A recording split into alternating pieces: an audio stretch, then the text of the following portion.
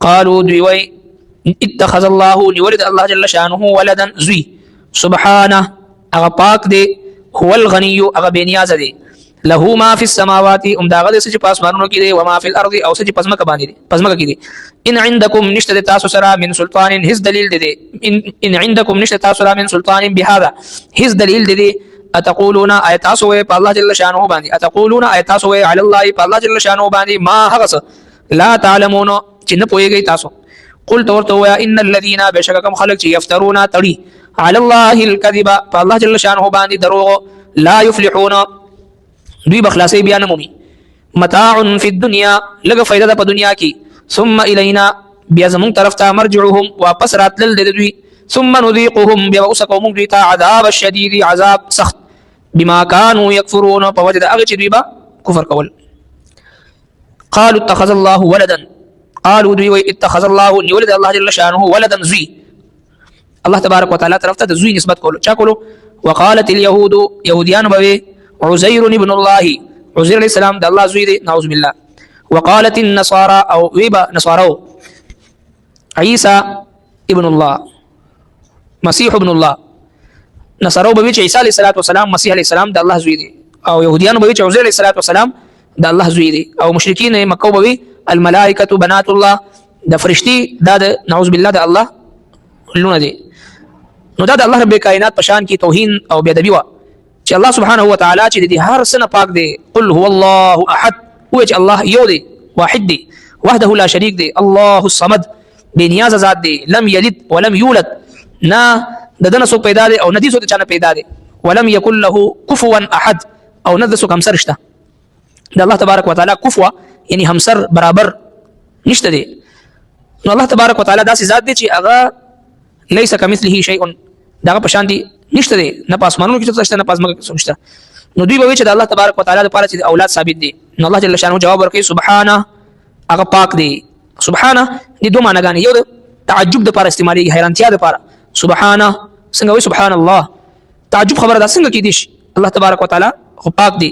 او دویم معنا سبحانه الله جل شانه پاک دی د اولادنا د مور پلار نه د خوب نه د خوراک نه کوم بشري تقاضې دي د انسانانو ضرورت دي الله رب کائنات دي ټول بشري تقاضو نه پاک دي وراء الورا ذات دي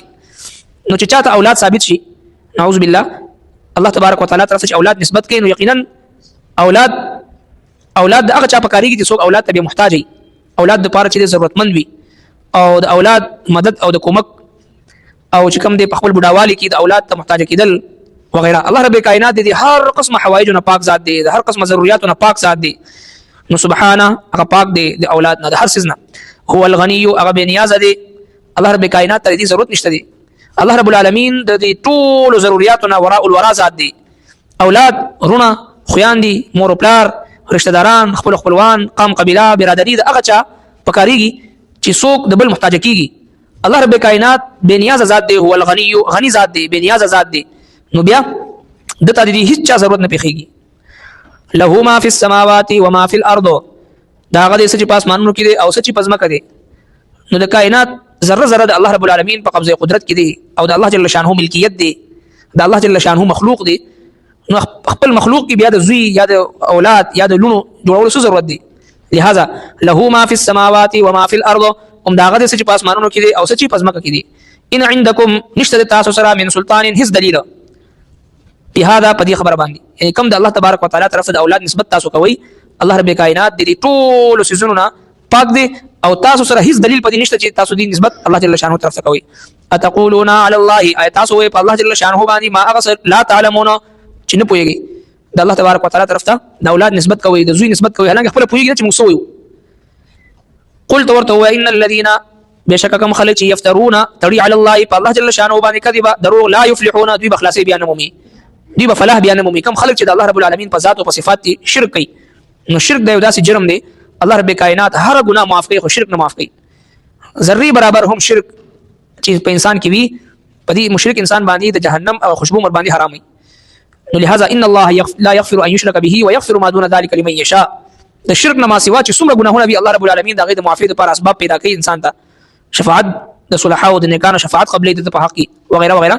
الله رب کائنات معمولی بهانو باندې خپل لوی نه لوی ګناهګار ته مغفرت کوي خو چې د شرک د ګناه نه پاک متاع فی الدنیا